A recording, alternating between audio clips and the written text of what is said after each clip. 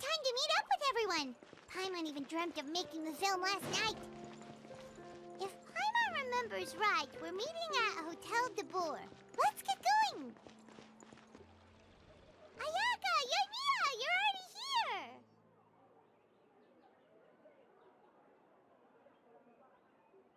Good morning. Xavier said yesterday afternoon went well. Yeah, and how about you, Ayaka? What were you up to yesterday? After we split up, Ayato went to see Udex Nervillette at the Palais Mermonia. I was originally thinking of going with him, but he said he could manage it himself. He told me to go see the sights around Fontaine and to enjoy the local culture. So I rode the aquabus with Yoimiya and visited the Opera House on Aranias Island. Yeah, you wouldn't believe what we saw there! 2 mechanical puppets that were dancing together! You've already seen them, right? Yeah, those two! Amazing, aren't they? We sat and watched for quite a while. It was mesmerizing. Like we could keep watching them forever. Oh, it was the same for us the first time we saw them too! Afterwards, we went swimming at the beach! Well, diving, to be exact. It was the first time I ever breathed underwater! I held Ayaka's hand and we counted down together. 3, 2, 1, and then splash! We were beneath the waves.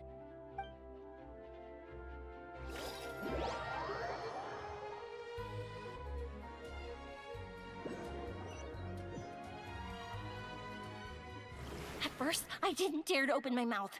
But once I couldn't hold my breath any longer, I decided to take a big breath in. Turns out the water wasn't as salty as I imagined. It didn't really taste like anything at all. Before I knew it, I was breathing like normal down there. It was an amazing feeling. Ayaka said I was too nervous and needed to loosen my grip. She got used to everything way faster than I did. I knew that the Traveler could do it, so I had no doubt we could do it too. That helped me feel at ease as soon as we dove in. The underwater world in Fontaine truly is beautiful. I love seeing the romaritime flowers blossoming underwater, like little candles lighting up the streets at night. Yeah, and there were so many creatures that we've never seen in Inazuma. Like those fish that shimmer like a sword blade. Whoosh! Oh, and those big fish that call when they see people. Ooh. Oh, you mean Hunter's Rays and Blubber Beasts. I just love the name Blubber Beast. Just wait till Pops and the others hear about this. They probably won't believe a word I say.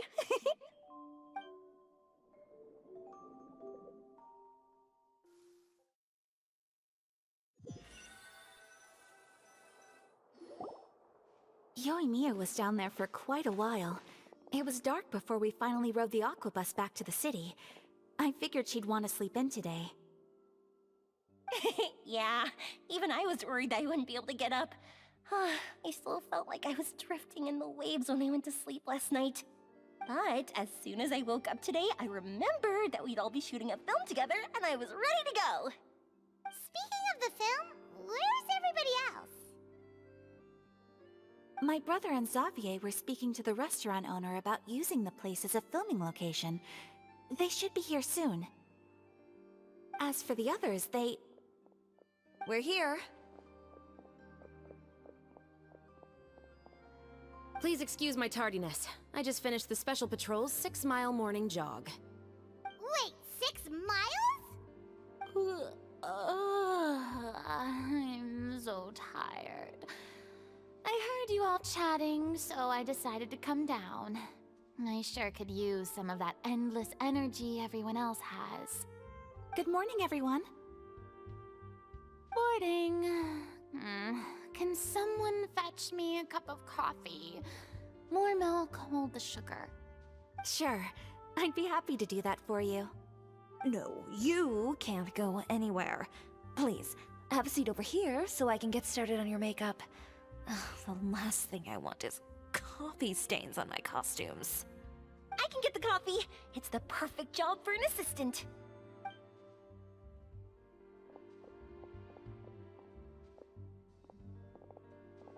has so much energy.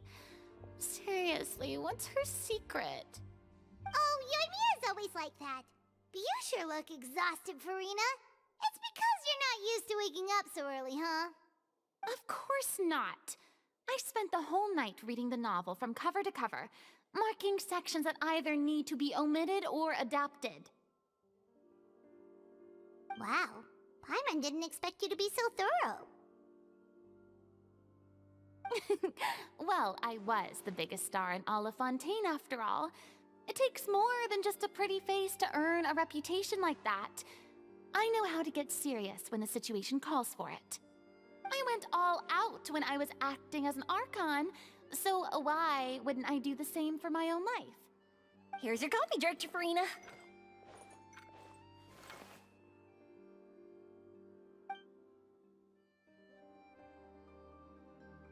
Oh, thank you. The sound of being called director and the aroma of coffee feels almost as refreshing as hearing the birds chirping in the morning.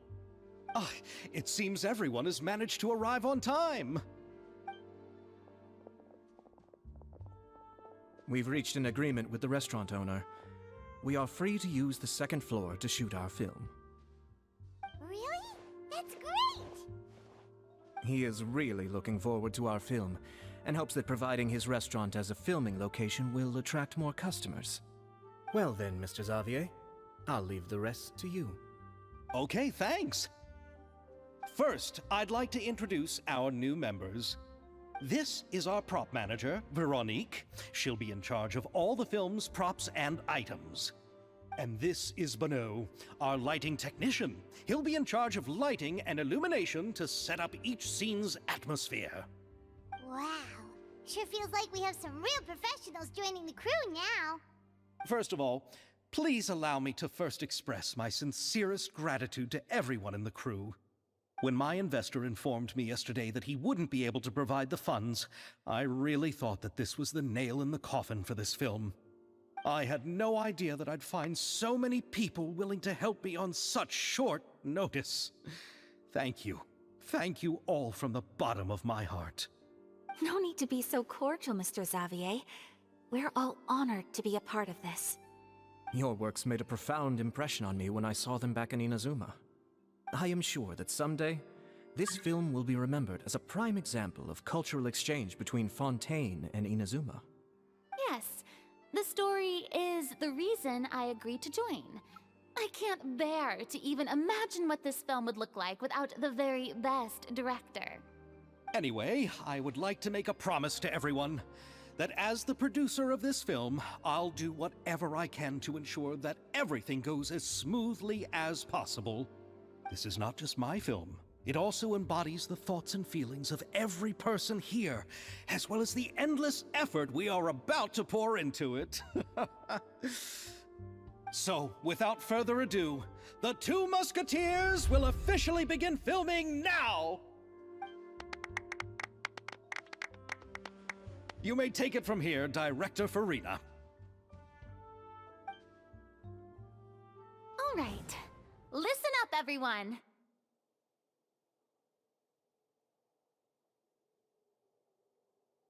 The first scene takes place when the two young musketeers are living at the Baron's home, still unaware of all that is about to happen to them.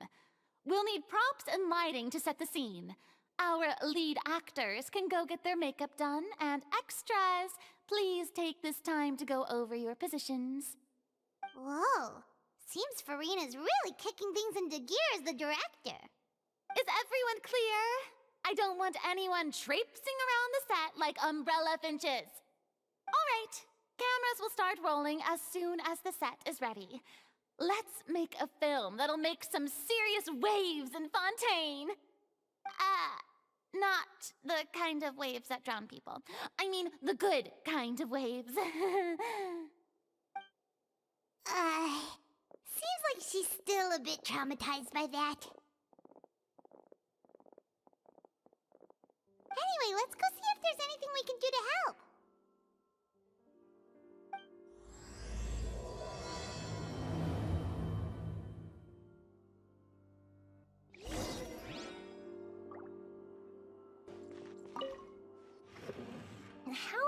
about here? A little more to the left. You got it. Hey, Yoimiya, do you need a hand? No, I'm fine. You know, doing the lighting is kind of like designing a fireworks show. It's interesting to imagine what kind of atmosphere the lights will create. I heard that the Traveler will be operating the camera and Paimon will be the clapper loader, right? Those roles are just perfect for the two of you. Really? Is that because it'll be easy for Paimon to hold the clapperboard while flying? Well, sure, there's that, but that's not exactly what I meant. I just think that after all your journeys together, you two must have developed a super close bond and just naturally know how to work with each other. If I'm not mistaken, the director will want the cameras rolling as soon as the clapperboard goes clack. Oh, I see! It's amazing to see the magic behind filmmaking. Yoimiya, we need lights over there, too. Oh, on it! I've got to get back to work. Chat with you later. Oh, it's exciting to see so many people working together to bring the film to life.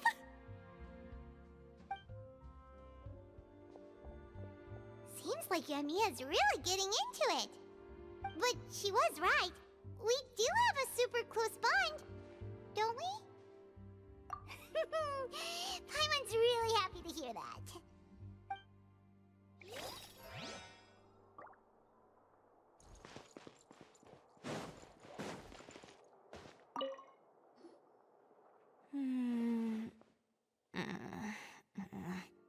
Ayaka has mentioned you to me before. She said that you two were great friends when you were kids. No talking. I'm thinking about how to do your eyeshadow. Ah, yes. To help me really look the part. To achieve a more young and naive look for this scene. Are you saying the wrinkles around my eyes are too deep? You just have too much of a calculating look in your eyes. You sure don't mince your words. It seems you really haven't changed much. Quiet.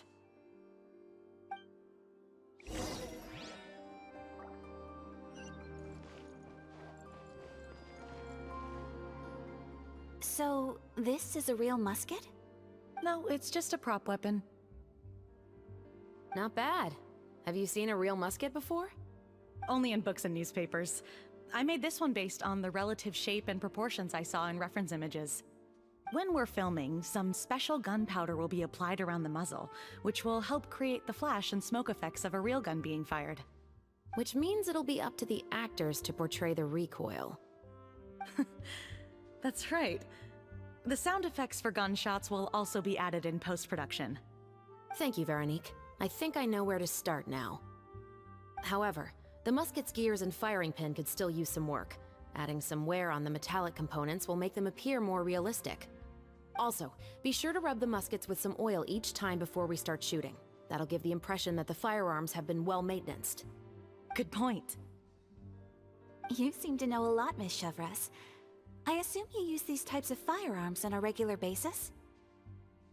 Yes, I perform routine maintenance on my weapons every day.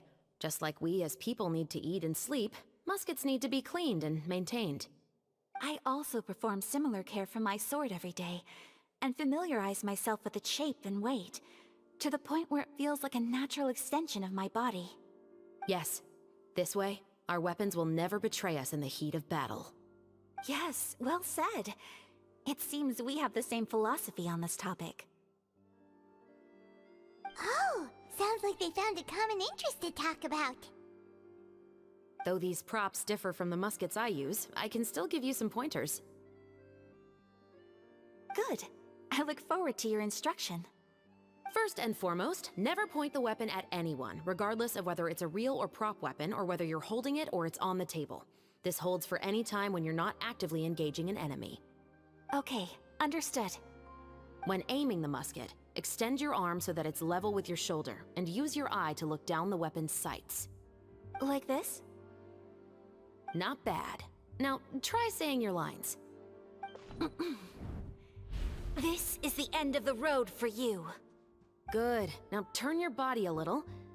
That way, you'll give your enemy less of a target to work with. And relax your shoulders. Here, allow me to demonstrate. This is the end of the road for you. Huh. Excuse me, Miss Chiori. Director Furina, there's something I wish to discuss with you. Oh? What is it? Like this? Yes, much better. What do you think?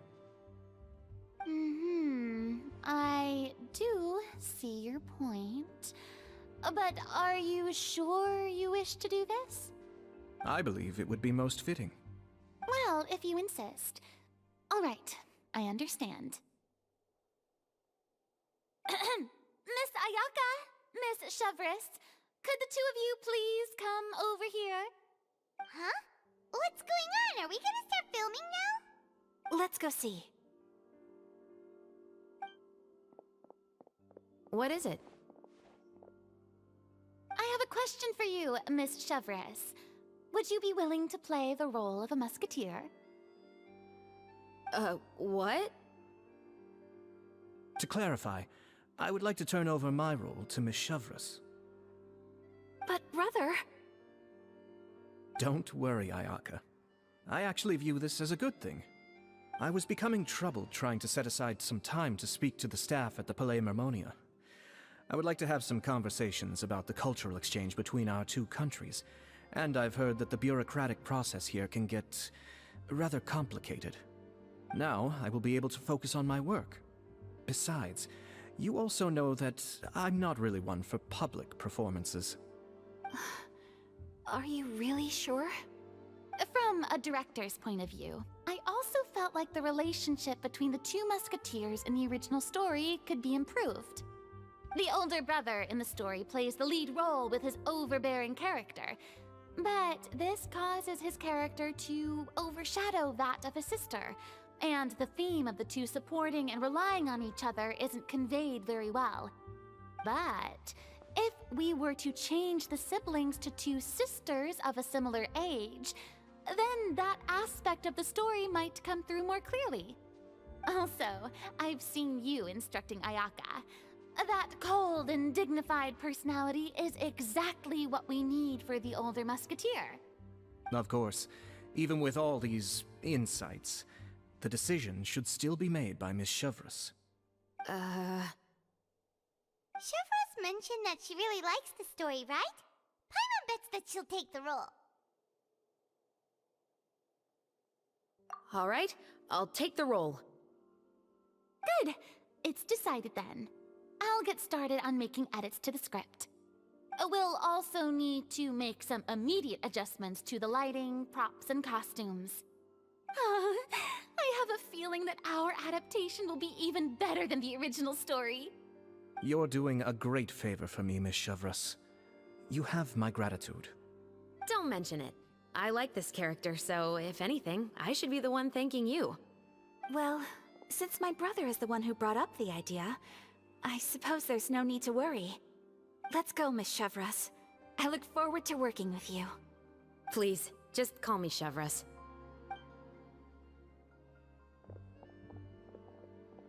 Seems like you're really going out of your way to solve the problem I was having with your makeup. Surely you jest, Chiori. I assure you that I was mostly motivated by a desire to spend more time on formal business. Oh, come on. You really think I'd buy that? According to what I've heard from Ayaka, her brother is someone who can juggle 10 different matters at the same time. I'm sure you have other reasons for backing out. Perhaps. Ayaka always said she wanted to go out and see more of the world, just like the Traveler.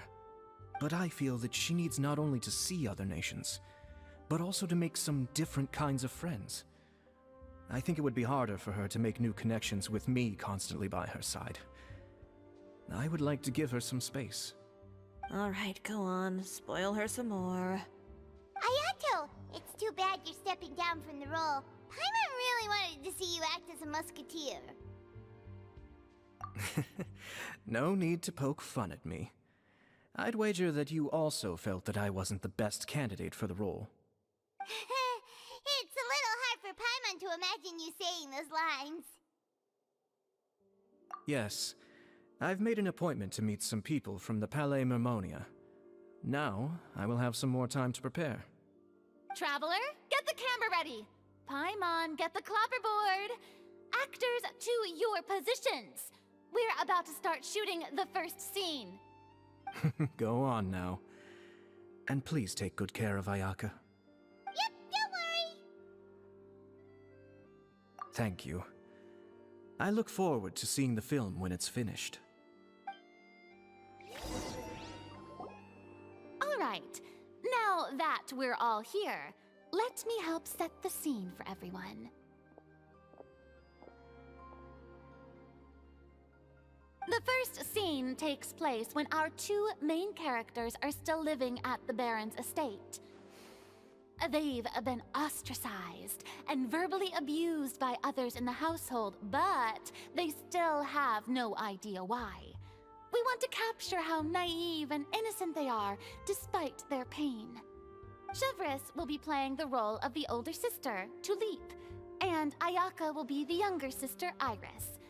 Be sure to get close-ups of the main characters at the right moment. Silence on the set! Lights, camera, action! Let's go! Tulipe, Mother's been out for... Perhaps she went to pick some flowers on the way home. You know how she loves flowers. Iris, Tulipe, I'm home. Mother! You were out for so long, we were beginning to worry about you. I'm sorry, but I'm back now, safe and sound. Here, I brought your favorite treat, apple turnovers. Mother, what are those bruises on your hand?